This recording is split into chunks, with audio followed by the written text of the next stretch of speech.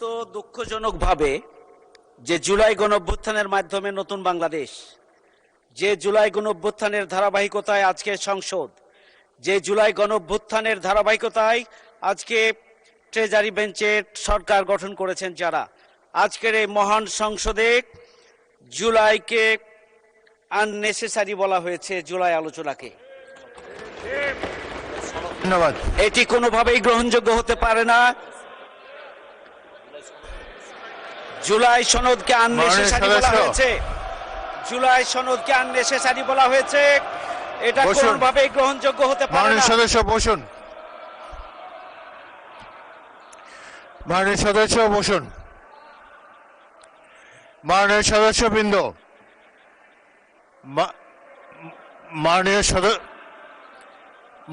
সদস্যবৃন্দ, মাননীয় সদস্যবৃন্দ, এখন গণতন্ত্রের মাধ্যমে মাননীয় সদস্যবৃন্দ আমাকে অ্যাড্রেস করে কথা বলবেন। আপনারা যা কিছু বলবেন স্পিকারকে অ্যাড্রেস করে বলবেন।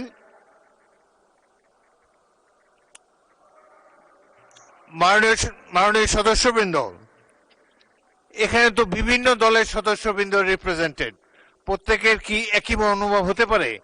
গণতন্ত্রের সৌন্দর্য হলো মতভিন্নতা।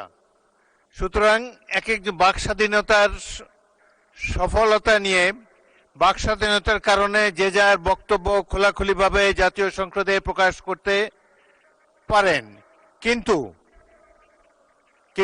অপেক্ষা করেন।